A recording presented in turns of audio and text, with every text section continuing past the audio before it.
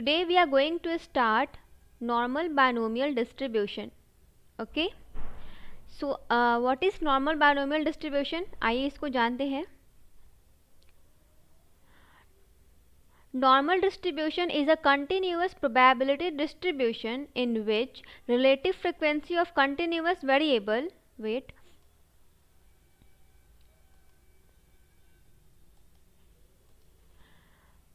Normal distribution is a continuous probability distribution in which relative frequency of continuous variable distributed occurred in normal probability law. Okay, and the normal distribution is limiting form of binomial distributions under the following condition. ठीक है, means जो normal distribution है वो binomial distribution को follow करता है, but binomial distribution को follow करने के लिए नॉर्मल डिस्ट्रीब्यूशन को कुछ कंडीशंस को फॉलो करने पड़ते हैं. सो वो कौन से कंडीशन है उसको देखते हैं.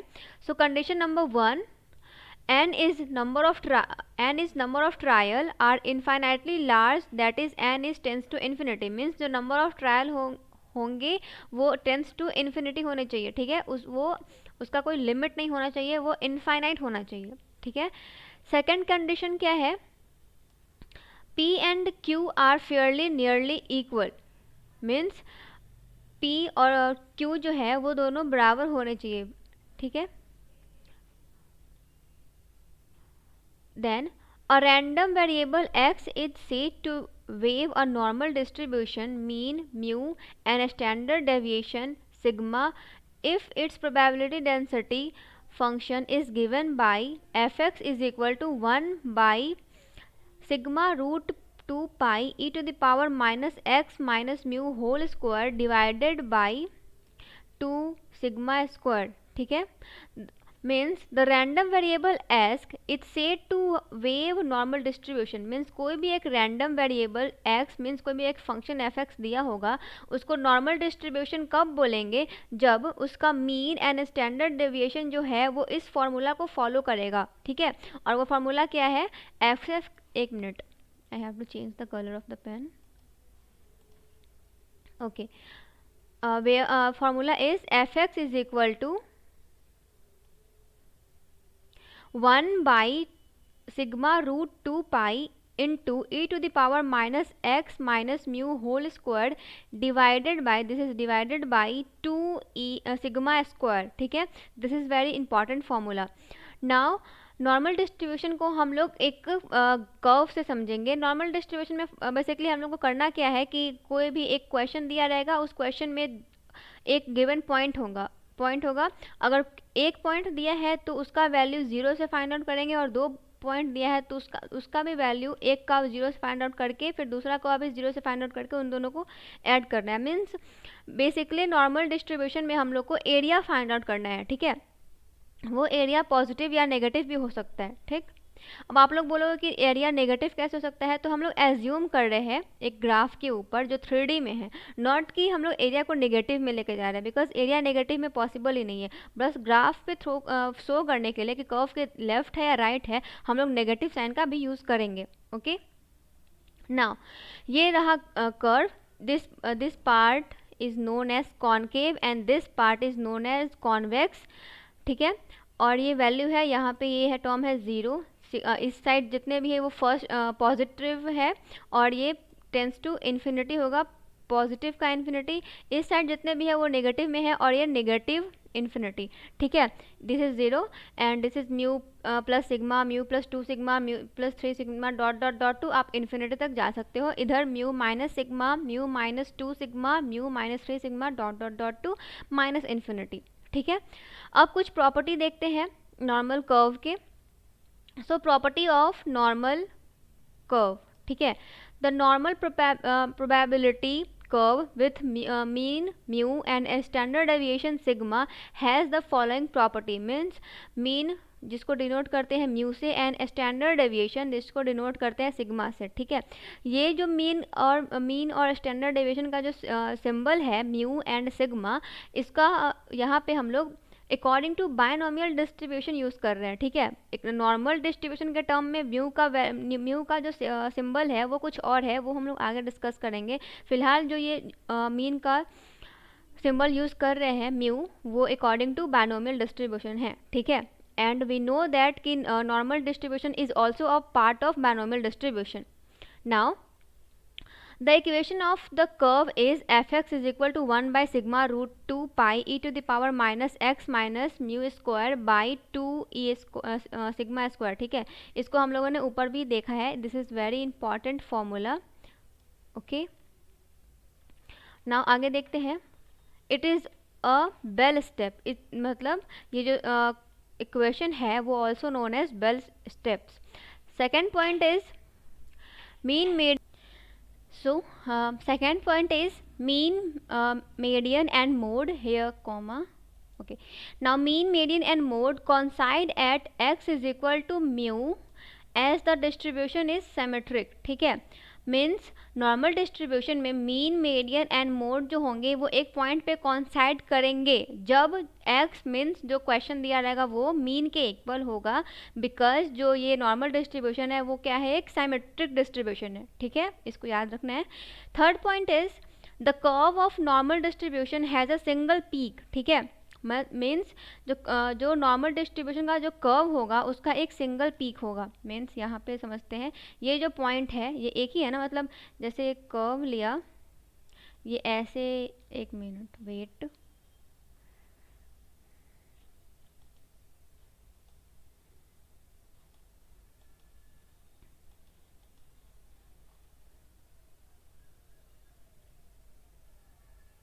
ठीक है। ये जो ऐसे कर्व ले रहे हैं, ये ऐसे करके ऐसे आ रहा है, ठीक है, एक ही है ना कि वो ऐसे फिर ऐसे फिर ऐसे, मतलब यहाँ पे एक पीक हो गया, ये दूसरा पीक, ये तीसरा पीक, ये चौथा पीक, मीन्स ये नहीं है। मतलब बायनोमियल नॉर्मल डिस्ट्रीब्यूशन में एक ही पीक होगा, मीन्स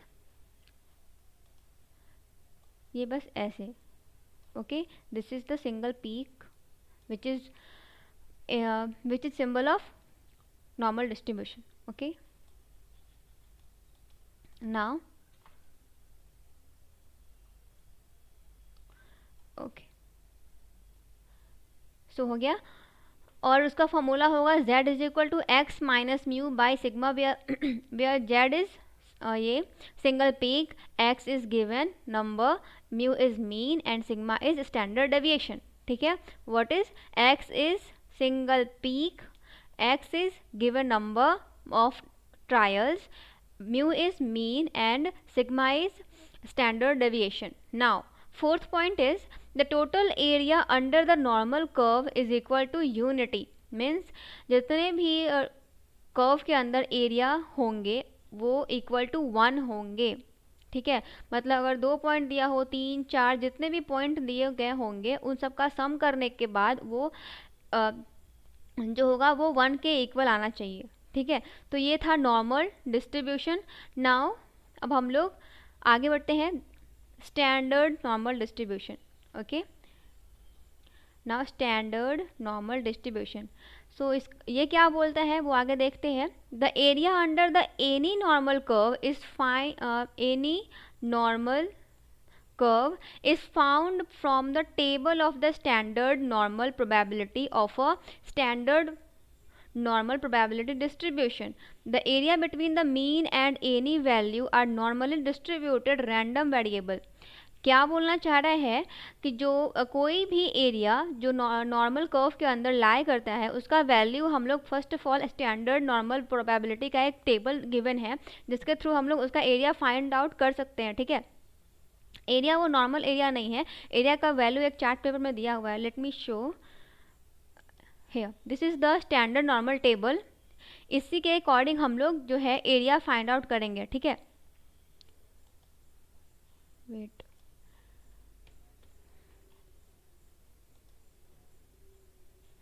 ओके, ये रहा ये टेबल है normal standard normal table Z. यहाँ पे जो वैल्यू आएगा उसके अकॉर्डिंग हम लोग एरिया फाइंड आउट करेंगे। सो वो क्वेश्चन में दिया रहेगा। अभी हम लोग को आगे बढ़ते हैं, ठीक है। Now for given value of mu and sigma, मतलब म्यू और सिग्मा का वैल्यू जब गिवन हो, दिया हुआ हो, and a specific value x or random variable, means जब म्यू सिग्मा और mu sigma and a specific value means कोई भी एक्स जब एक रैंडम वेरिएबल हो, then the standard normal variate z is derived from the following formula which is z is equal to x minus mu by sigma। ठीक है, ये हम लोगों ने यहाँ पे भी डिस्कस किया था। here the same formula where z is standard normal varied means standard normal deviation। ठीक है, तो ये कुछ पॉइंट्स आई मीन फार्मूला, ये एक फार्मूला ये हो गया इम्पॉर्टेंट है, दूसरा फार्मूला ये है। ओके, तो ये दोनों फार्मूला याद होने चाहिए। नाउ अब हम लोग क्वेश्चन के ऊपर बढ़ते हैं। पहला क्वेश्चन देखते हैं। ठीक है, क्वेश्चन क्या बोल रहा है, find the area under the normal curve in each case of the cases. ठीक है, मीन्स ये first case, second case, third case, fourth, fifth and then sixth. Okay, so ये केसेस दिए हुए हैं, इस केसेस के अकॉर्डिंग हम लोग को कर्व का एरिया फाइंड आउट करना है। ठीक है, सो क्वेश्चन में किसी भी कर्व का एरिया फाइंड आउट करने से पहले आप लोग को ज़्यादा मतलब क्या बोलते हैं, बेनिफिशियल होगा कि आप उसका एक कर्व ड्रॉ कर लो। ठीक है, कर्व ड्रॉ करने के बाद एरिया फाइंड आउट करने में बहुत हेल्प मिलता है। सो फर्स्ट में क्या बोल रहा है, पहला पॉइंट जो है z is equal to 0 means standard value जो है नॉर्मल का वो 0 है। सेकंड है 1.2। ठीक है, तो मैंने यहाँ पे कर्व ड्रॉ किया, दिस इज स्ट्रेट लाइन, ये कर्व, ये दिस इज 0, सॉरी थोड़ा इधर हो गया है, this is 0 and this is second point which is 1.2। ठीक है, अब हम लोग को फाइंड आउट करना है एरिया इसका क्या होगा, तो 0 है तो कोई वैल्यू तो होगा नहीं। सेकंड हम लोग फाइंड आउट करते हैं 1.2 का। ठीक है, सो देखते हैं चार्ट पेपर में 1.2, सो 0 ये रहा, wait I have to use the pen, yes, ये रहा 0। देन यहाँ से नीचे आएंगे, व्हाट क्या था 1.2 था ना, 0.12, wait I have to check, 0.12, okay, 0.12 here, 0.12 और 0 पे यहाँ, आई होप आप लोगों को दिख रहा होगा, ये रहा फर्स्ट, दिस 1.2 और 0 हेयर, तो 0 के रॉ में 1.2 के कॉलम में चेक करेंगे तो हम लोग के पास ये वैल्यू निकल रहा है विच इज़ 0.3849। सो क्वेश्चन का आंसर क्या हो जाएगा, 0.3849। ठीक है, सो आंसर यहाँ लिखा हुआ है 0.3849। आया समझ में कि कैसे चार्ट पेपर देखना है। 0 रहेगा तो हम लोग को ज़्यादा ध्यान नहीं देना है। ठीक है, 0 है तो 0 का तो वैल्यू कुछ होगा नहीं वैल्यू, और 1.2 है तो वहाँ से हम लोगों ने निकाल लिया। अब देखते हैं कि सेकंड, यहाँ पे भी सेकंड में यहाँ माइनस में है, so minus 0.68 and second value is z is equal to 0। So यहाँ पे देखते हैं, पहले इसका कर्व ड्रॉ करेंगे। सो ये रहा कर्व, ये दिस इज 0 एंड ये नेगेटिव में है मीन्स कर्व के लेफ्ट साइड में बनेगा। सो क्या था ये, z is equal to 0.68, minus है तो ऑब्वियसली हम लोग 0 से इधर लिख रहे हैं तो वो ऑलवेज माइनस में ही होगा। सो यहाँ पे माइनस साइन शो करने का ज़रूरत नहीं है, वो हमारे मतलब माइनस नहीं दिखाएंगे बिकॉज ये already negative side, this side is negative side हम लोग को पता है, और दिस इज़ पॉजिटिव साइड। सो ये ऑलरेडी नेगेटिव साइड में है, दैट्स वाई हम लोग यहाँ पे माइनस साइन यूज़ नहीं करेंगे। ठीक है, नाउ द एरिया क्या करना है, एरिया फाइंड आउट करना है। सो नेगेटिव है तो घबराने की जरूरत नहीं है, सेम जैसे हम लोगों ने फर्स्ट क्वेश्चन में देखा था सेकंड में भी वैसे ही देखेंगे। ठीक है, सो 0 है सो कोई फ़र्क नहीं पड़ता है। अब हम लोग सिर्फ फाइंड आउट किसका करना है, 0.68 का। सो आते हैं चार्ट पेपर पे, हाँ ये रहा 0। ठीक है, फाइंड करना है 0.6, ओके 0.6 और 8, तो इधर से बढ़ते जाएंगे इसी रो में, इस रो में बढ़ेंगे 0.6, ये रहा 8। आ रहा है समझ में, एक मिनट, ये रहा। ठीक है, 0 point, this is the value, ठीक है, 0.2517। ओके, सो क्या आ गया आंसर, 0.2517 आ गया समझ में कि कैसे देखना है। बहुत इजी है, बस चार्ट पेपर देखने आना चाहिए, वो भी मैंने आप लोगों को बता दिया कि चार्ट पेपर कैसे देखते हैं। Now go ahead. थर्ड है, थर्ड में क्या बोल रहे हैं, z is equal to -0.46 and second z is equal to 2.21। So इसमें भी ज़्यादा सोचने वाली बात नहीं है, इसका भी कर्व ड्रॉ करेंगे। सो ये रहा 0, दूसरा पॉइंट बोल रहे हैं 2.121 एंड सेकेंड इज 0.46 है ना, यस माइनस है, तो इधर तो बताया अभी कि इस side this is negative side and this is positive side. Okay, so अब फाइंड आउट करते हैं, तो हम लोग को क्या करना पड़ेगा, इसका एरिया 0 से अलग निकालना पड़ेगा और इसका एरिया 0 से अलग निकालना पड़ेगा और दोनों को हम लोग ऐड कर देंगे, तो हम लोग के पास जो हम लोग को आंसर चाहिए, हम लोग का जो रिक्वायर्ड आंसर है वो हम लोग को मिल जाएगा। ठीक है, सो देखते हैं कैसे निकालेंगे। सो 0 है तो कोई फ़र्क नहीं पड़ेगा, हम लोग पॉइंट निकालते हैं एरिया का 2.21 पे। ओके, सो 0 ये रहा 2.21, 2.21 ना, हाँ 2.2 ये रहा और 2.1 यहाँ पे 0.4864 आया समझ में। 0.2 एक मिनट मैं थोड़ा पेंसिल का यूज़ करके बता देती हूँ। ये रहा 2.2 के 2 में, this is the required answer 0.4864। ठीक है, सो इधर I already have written this is 0.4864। Now 0.46 आगे बढ़ते हैं, 0.4 ये रहा, इस रो में डालेंगे 4 वाले रो में 0.4 एंड आगे बढ़ते जाइए या 6 आ गया क्या 0.1772। ठीक है,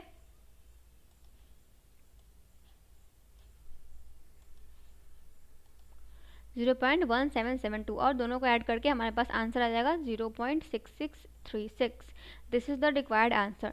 ठीक है, तो हम लोगों ने 3 क्वेश्चन सॉल्व किए, बाकी ये जो 3 क्वेश्चन है वो आप प्रैक्टिस कर लेना। ठीक है, ये आपके लिए। Now next second question is a certain type of wooden beam has mean breaking strength of 1500 kgs and standard deviation of kgs given. Now find the relative frequency of all such beam whose breaking strength lies between 1450 and 1600 kgs। ठीक है, so first of all ये find out करना है कि हम लोग कैसे पहचानेंगे कि जो ये क्वेश्चन है वो नॉर्मल या स्टैंडर्ड नॉर्मल का है। सो यहाँ पे क्या गिवन है, रिलेटिव फ्रिक्वेंसी। ठीक है, ये याद रखना है, जिस क्वेश्चन में रिलेटिव फ्रिक्वेंसी का बात हो तो हम लोग समझ सकते हैं कि वो क्वेश्चन जो है नॉर्मल फॉर्म का है या फिर स्टैंडर्ड नॉर्मल फॉर्म का है। ठीक है, सो ये क्वेश्चन हम लोगों ने फाइंड आउट कर लिया, बिकॉज एग्जाम में बहुत सारे क्वेश्चंस रहेंगे, सो फाइंड करने में प्रॉब्लम होता है कि वो क्वेश्चन किस थ्योरम का है। ठीक है, तो अभी हम लोग बेसिकली नॉर्मल डिस्ट्रीब्यूशन थ्योरम पढ़ रहे हैं, तो वो कैसे पता चलेगा कि नॉर्मल है या स्टैंडर्ड नॉर्मल है।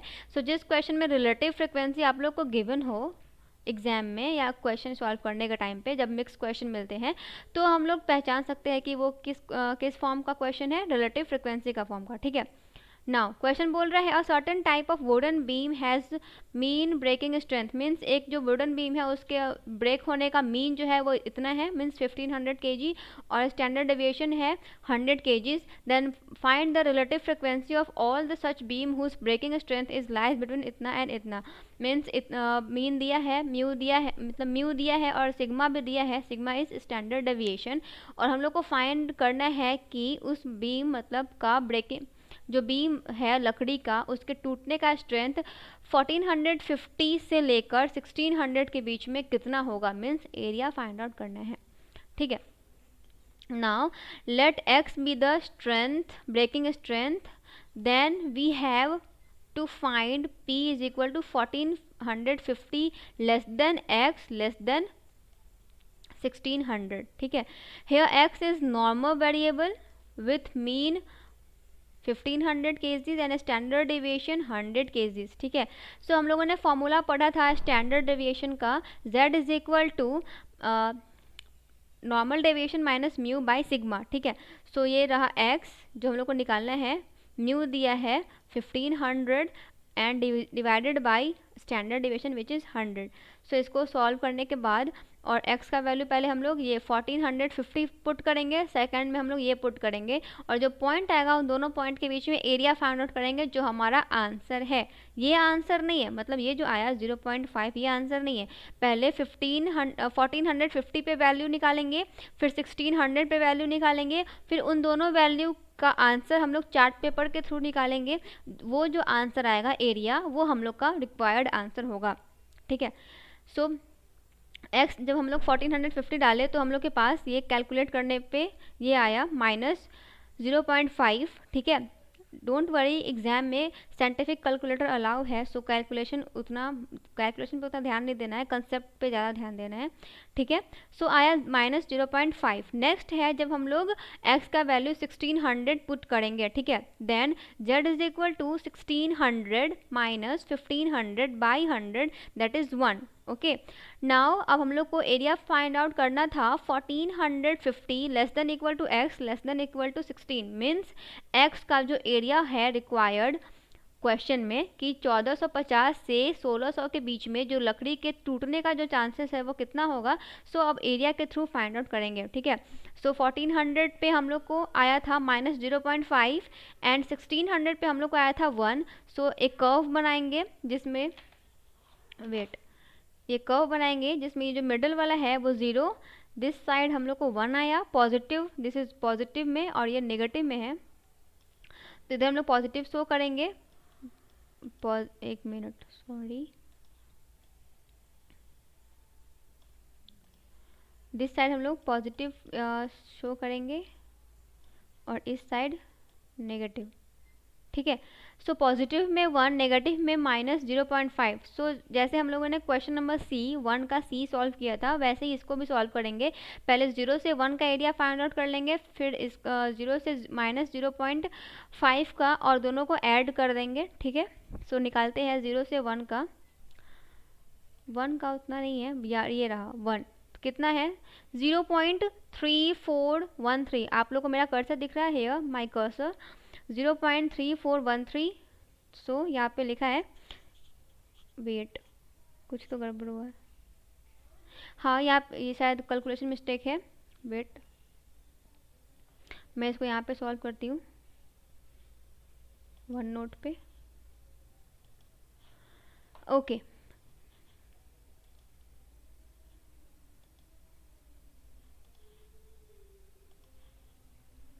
सो हम लोग के पास P का वैल्यू क्या आया था, P का वैल्यू आया था 1450 less than x less than 1600. Okay, so ये था एंड 1450 का वैल्यू आया था -0.5 less than x less than 1. Okay, so curve draw करेंगे हम लोग. This is our curve, this is 0 middle part, here 1 and here 0.5. okay, wait,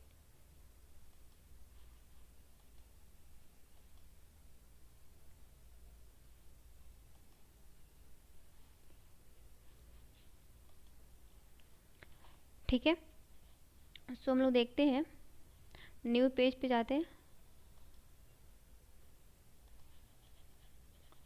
wait, this pen is not good, I have to use the pen of notepad. Okay, so हम लोगों ने curve draw किया था. This is our curve, this is 0 and this is 1 and this is 0.5 means -0.5 इस side कर रहे हैं।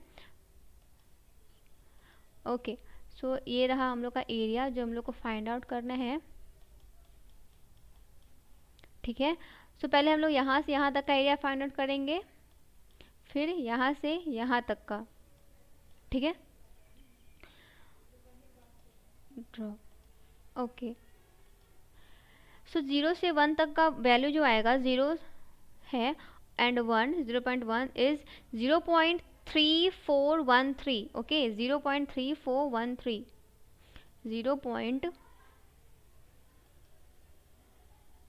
Okay, what is 0.3413 plus which 0 से 0.5।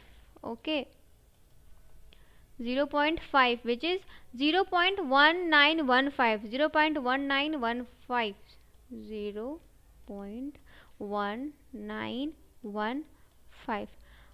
अब इसको ऐड करेंगे, सो ये आ जाएगा 538112294131745। ठीक है, वेट।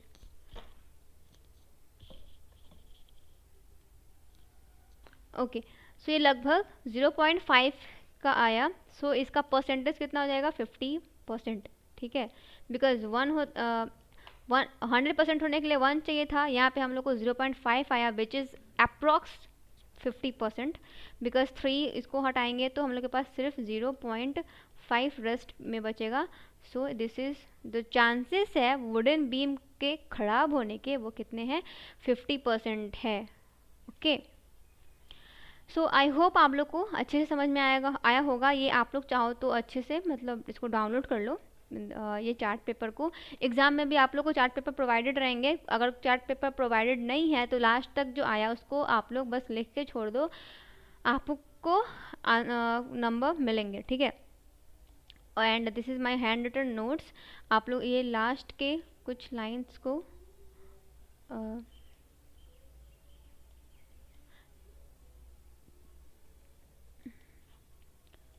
ठीक है, ये नहीं करना है, ये गलत है। ठीक है, सो आई होप आप लोग को लेक्चर अच्छे से समझ में आया होगा। सो इसको ऐसे ही एक बार ओवरव्यू कर लीजिएगा। आप लोग चाहो तो इस नोट्स को कॉपी भी कर सकते हो, बिकॉज ये हैंड रिटन नोट्स है, अच्छा है एग्ज़ाम के लिए। ठीक है, सो आप लोग को लेक्चर पसंद आया हो तो चैनल को लाइक करें, सब्सक्राइब करें एंड शेयर करें। Till then take care, bye bye and keep learning.